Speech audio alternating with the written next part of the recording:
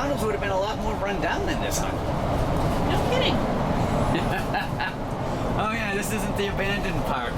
This is the actual Pennsylvania Turnpike.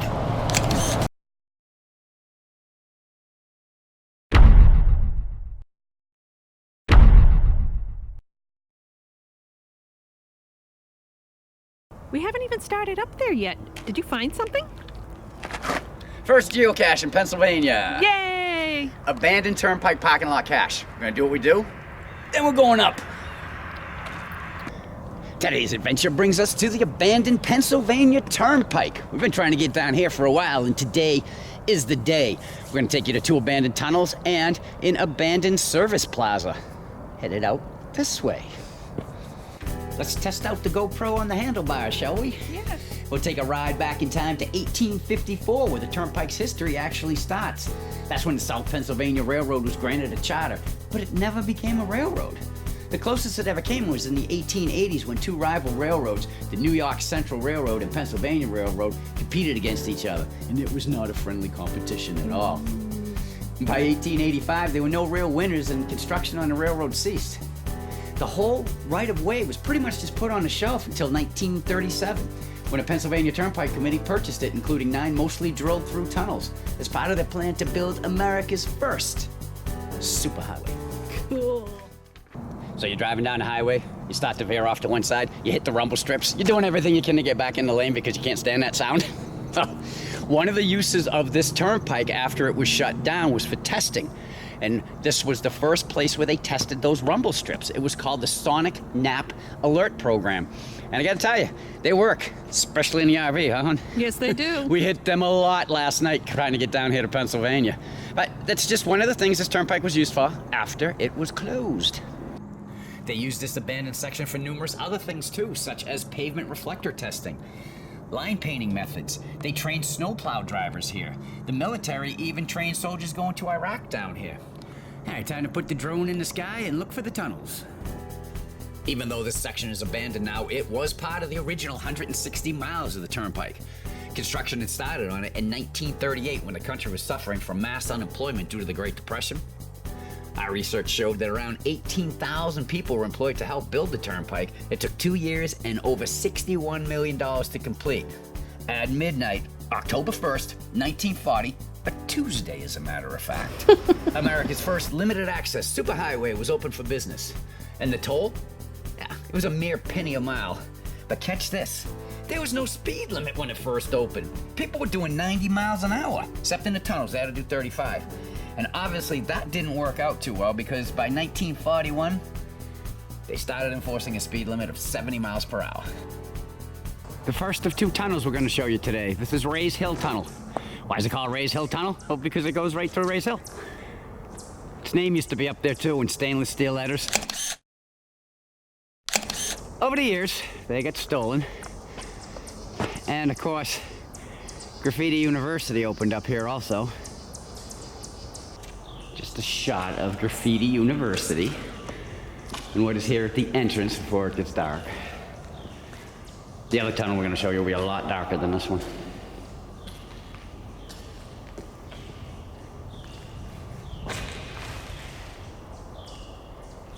Let's take a look and see what's in here. You can feel the cool breeze blowing out of here. It's going to be colder in the tunnel, that's for sure.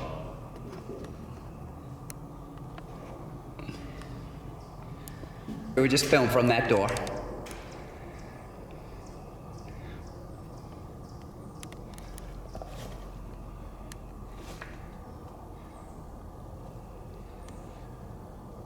Now the tunnel was lit until 1973. There is talk that they want to put the lights back in the bike trail. Hey, babe. Yeah. What are you doing? Playing. But Rays Hill cache number 2. Yay! We're gonna do what we do and then get back to the video. Before we venture into the darkness, I just wanted to let you know that yes, there is light at the end of the tunnel. This tunnel comes in at 3,532 feet long, works out to approximately 0.67 tenths of a mile, and is located 550 feet below the summit of Rays Hill. Rays Hill Tunnel was the shortest tunnel on the turnpike. Back Back in the 70s, after this tunnel was abandoned, it was used for testing. They tested the emission levels in unleaded gas. And if you're thinking to yourself, wow, Ray's Tunnel looks familiar, I wonder why. Maybe you saw the movie in 2009 called The Road. Parts of it were filmed here. Or maybe you ran across the Bloodhound Gang's music video that was also made inside of this tunnel.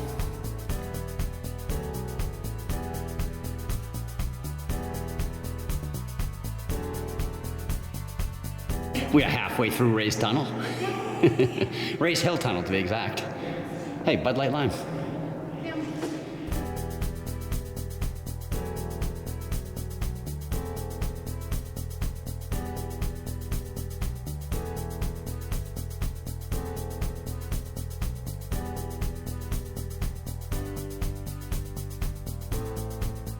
We have reached the other side of Ray's Hill Tunnel. You can see up top there's no vents. That's because there was only one ventilating system in Ray's Hill Tunnel. Because the tunnel was short enough, only required one. Hey, somebody forced this door open. That's all that's in here. Hey, Cheryl. She's down on the turnpike. I am up on the tunnel. She's way, way, way, way down there. That's the bottom.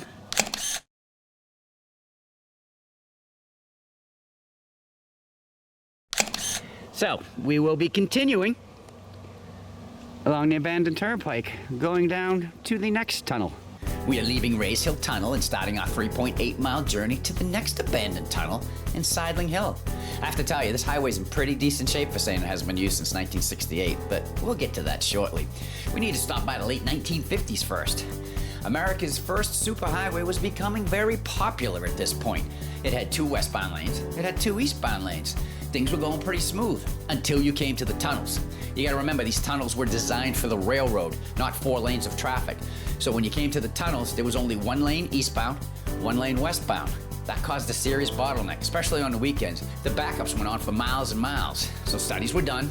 The first realignment happened in 1964, and it caused the abandonment of the Laurel Hill Tunnel.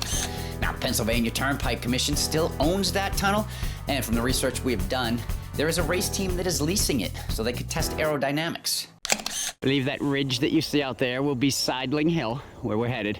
But, hon? Yeah. Dang. Tunnel's closed ahead. No way. Let's just ride up to the front of it anyway. Welcome to Sideling Hill Tunnel. This one is over a mile long, and it's dark. But we're going in anyway. But let's check out the outside first. Of course, Graffiti University is alive and well here too. I'm not sure if the camera's gonna pick it up or not. Let me zoom in. See a lot of spots. What's a word for it? Spots, hon? Yeah. See all of those spots? They're all ladybugs. Little lady spots. You go up there by this spot and you will walk away with a lot of ladybugs attached to you. I even have my own ladybug. This is what is in the side room. Now, just listen. This one's got serious leaks. Heading into Sideling Tunnel on the eastbound side. See how you can't see the other side? Hear my echo! Eventually, they say, when we do go through here, that we'll be able to see what we think is the other side, when in reality it will just be the light hitting the ceiling of the other side. For drainage purposes, I know it's kind of hard to believe, you can hear all the water pouring, but for drainage purposes, this tunnel was built with a pitch in the middle, so that the water would drain down both sides. See if I can throw some light on here. Doesn't help all that much, but yeah, this tunnel, it's in pretty good shape, but I mean, there's a lot of water pouring down here. It's a lot of water pouring right out of there. Welcome to the dark and eerie Sideling Hill Tunnel. Comes in at 6,782 feet long. It's about 1.28 miles. It was the longest tunnel on the turnpike, and it sits 640 feet below the summit of Sideling Hill. After being abandoned, this tunnel was used for visibility testing of highway signs. Just in case you're wondering, this is the middle.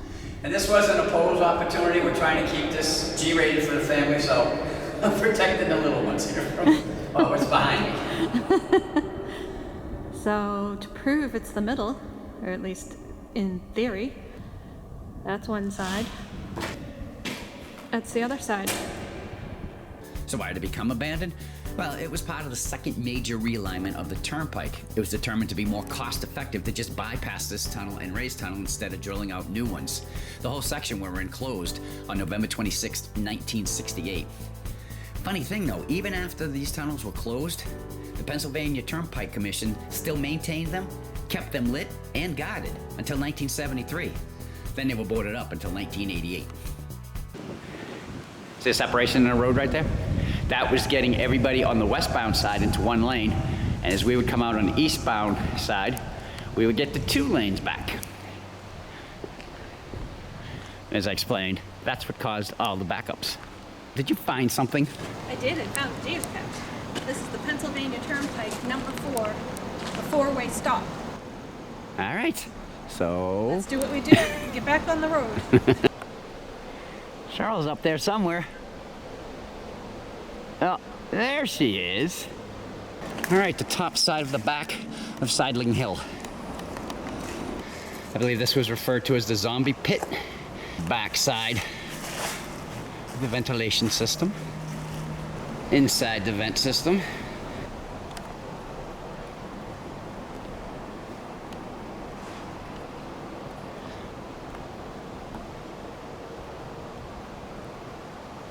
Check out the turbine motors. Wow. Pretty cool stuff here. Inside the building. Electrical.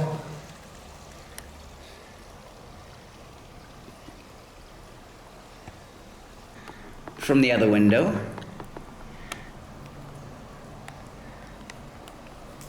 Cheryl and I were just chatting with some other outdoor explorers, and what did you guys say your favorite YouTube channel was? WeRmudfun! There you go.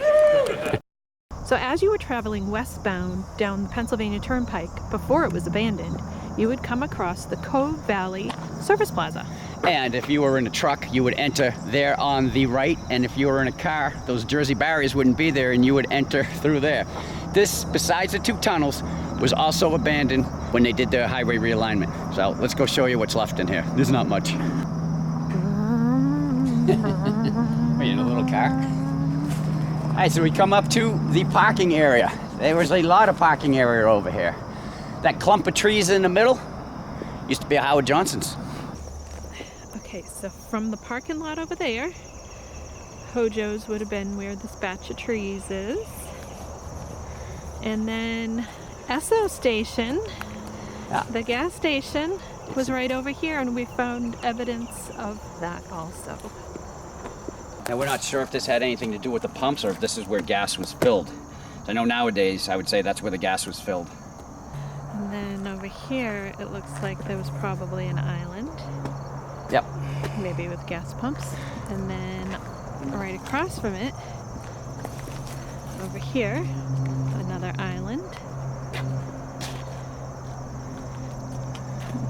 Space so you could get 2 rows of cars. Now, the painted lines that you see here, you may have thought had something to do with the parking when this was open, but it was actually a firing range that was set up by the Pennsylvania State Troopers. This is how it looked before it was abandoned. And this is how it looks now. From sewer to plant pot. Hey, babe. Yeah. What do you got? I get the PA Turnpike cache number 3, the Hojo cache. So we're going to do what we do, and then we're getting back on the road, not the trail. Vroom, vroom. Time to go. Back on the road again. And we bring you to the end of the abandoned turnpike. Well, at least as far as we can go. Standing on the berm I just showed you, that's where we came from. Looking out the other way over Pump Station Road, you can see that the turnpike does continue, but you can also see that it's gated, and it does say private roadway. That goes on for about another 3.5 miles, and it is still owned by the turnpike for maintenance on the turnpike. That's what you got there, babe. Geocache. Uh-huh. Welcome back to the 80s. Very good. All right, we're gonna do what we do and get back on the road. Back in 2001, the Pennsylvania Turnpike Commission basically sold everything that we've shown you today to the Southern Alleghenies Conservancy for just $1. Not a bad price, huh? What you are looking at here is the master plan that they would like to see become a reality. It's being overseen by Friends of Pike to Bike, and we will provide links to their websites in the description box below this video. They hope to make it a national destination. It's a pretty cool destination now. I can only imagine how it's going to look when it becomes a reality. All right, there you go, the Abandoned Pennsylvania Turnpike. We showed you the whole 13-mile stretch along with the 2 tunnels and the plaza. So we hope you enjoyed it because this was a great time. It was a lot of fun. We enjoyed you coming along, and if you want to come along more often, we suggest that you subscribe. And if you liked what you saw, we'd appreciate the thumbs up. And if you know anyone coming to Pennsylvania who wants to come see this place, feel free to share the video with them. So until our next adventure. The end.